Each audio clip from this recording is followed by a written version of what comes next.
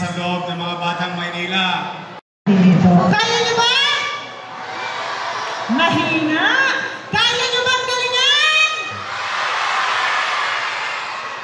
Nandito ako para ipakilala ang isang tao na alam ko mahal na mahal ninyo. Pero tinanong ko siya kanina kung nung bata ba siya, naging atleta siya. Pero ang sabi niya sa akin, dahil sa hirap ng buhay, kinailangan niyang magtrabaho. Pero makikita naman natin na sa buhay niya, siya ay hinubog ng Panginoon at ng panahon para maging hinog na magaling na alkalde ng Maynila. Kaya ibibigay ko na po ang mikropono sa pinakamagaling na alkalde natin dito sa Maynila, si Yorme Isko Moreno Tulodoso.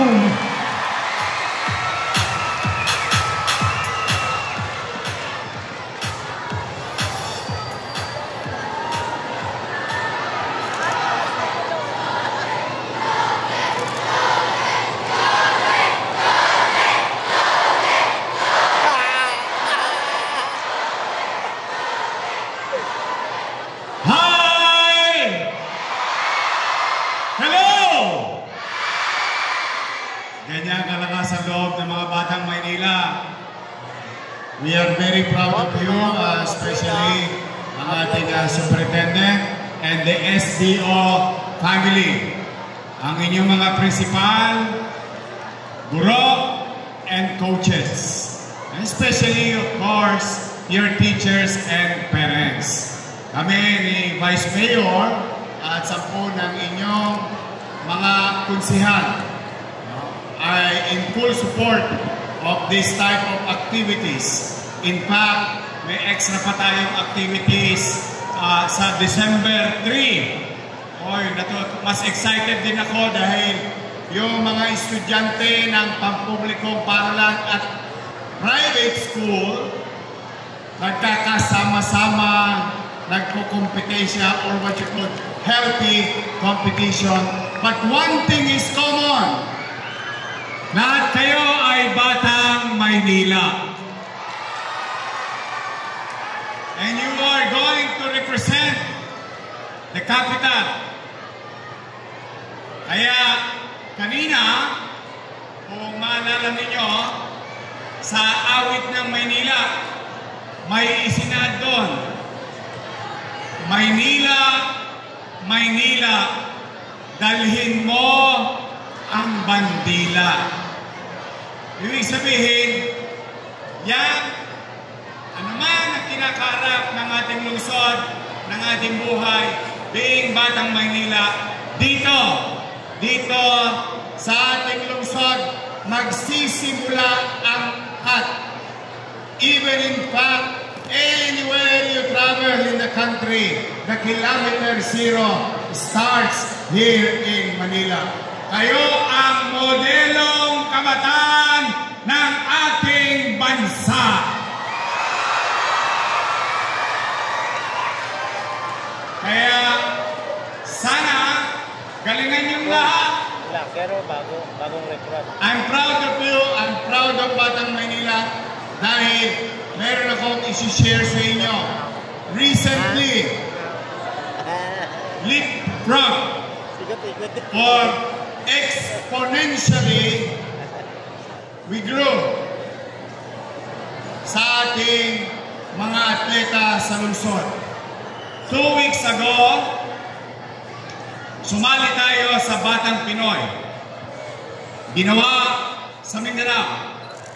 Last year, ang Maynila nagpadala ng delegado.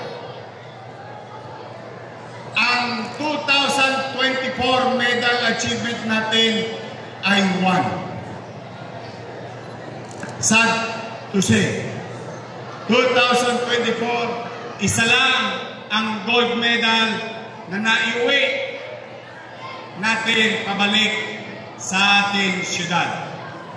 But last week, 2025, with the new leadership of our department, Dale Evangelista, and the team of the city government, we've sent again mga batang Maynila na atleta. 84th place. Remember, from 84th place ang Maynila noong 2024 from 1 gold medal in 2024. This year, ang mga batang Maynila ay nagkamit ng 40 plus gold medal sa ating palaro sa bansa. From 84th place, we are now number 3 in the Philippines. In a short period of time, ibig sabihin, mga batang Maynila, continue to inspire your teammates, to the coaches, continue to guide our athlete. Dahil nakikita ko, nandito sa San Andres, ang susunod na kukuha ng gold medal sa bansa. Yes! Kaya niyo ba mag-uwi ng gold? Wait. Promise? Tingnan natin kung sino pinakamalakas sa loob. District 1, kaya niyo kumuha ng gold? Oh, sabi ng District 1, oo daw. Pero baka mas malakas ang District 2, kaya niyo kumuha ng gold? District 3, 4, 5, 6, private school. See? Walang imposible. Galingan mo lang. Excel from your field of undertakings. Focus. Stay away from toxic people. They will steal your dream. Focus lang sa skills. Focus sa pakikinig sa coach. And one way or another, baka meron tayong susunod sa buong mundo na taga Maynila din sa Olympics at makakuha rin ng gold. You will never know. But for now, let's enjoy this day. This is the day where you're going to meet and see other schools, other students. Now, with regard to what the Vice Mayor said, maybe some of you having a personal challenges. Huwag kayong susuko, Don't give up. This is the part of life. Through your age, you will learn. As long as you believe in God. God will provide. God will guide us and help us. Whether economic, o baka na-busted kayo ng crush. Sino ang na-busted ng crush niya dito? Taas sa kamay. Sino? Marami pala akong katulad. Noong high school, broken-hearted ako. Promise, I swear to God. 4 na beses ako na-busted. O ngayon, ano sasabihin ko? Ako nga pala yung sinain mo. See, that's why this loneliness, so-called loneliness and emotional challenges will lilipas yan. And someday, somehow, you're gonna laugh at it. Mapagtatawanan mo na lang ang sarili mo. Nung araw, kailangan bumili ng wela. Tanong niyo sa teacher niyo, saka sa principal niyo kung ano yung wela. Jail yun. May 50 centavos sa shade. Ang baon ko lang piso. Dahil gusto ko lang makita ng class ko. Nakadiretso ang buhok ko. Still, busted pa rin ako. But that is right. That's why gusto ko lang diinan yung sinabi ni Vice Mayor. Mga bata ngayon, medyo humihina ang ating damdamin. Wag. Tomorrow is another day. Tomorrow, the sun will shine. And I want you to open your eyes and see the eastern board of the country, that sun will shine again in your life. Kaya sa inyong lahat, galingan nyo mga bata, kami, kahit hirap na hirap tayo bilang syudad, may awa ang Diyos, loobin awa ng Diyos, gagalingan namin, magbubuti kami, magiging efficient kami, makakaraos tayo, makakatawid tayo. But for the meantime, ito ang challenge ko sa inyo. Pwede nyo ba akong bigyan ng gold?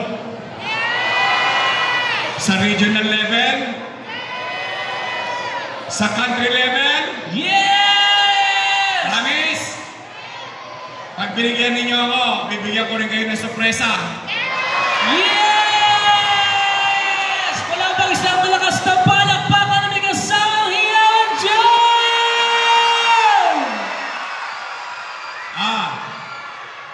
Promise ko yan. Basta iniwayan nyo ako ng gold galing sa region. Meron na kayong sinabi ang ating superintendent na premyo. Yon ay city government. Meron pa yung premyo galing kay Yorme. Yes! Kaya nyo ba? Okay. Sabay-sabay na. 2 joints lang, 2 joints. Oh, Joyce! Oh, Joyce! Oh, Joyce! Oh, Joyce! Oh, Joyce! Oh, Joyce! Oh, Joyce! Mga bata, chill-chill lang sabay-sabay. Outfit check. Easy lang tayo. Congratulations in advance to our principals, to our teachers, coaches. I wish you all the best, and I hope that God will continue to guide each and every one of you. Maraming salamat.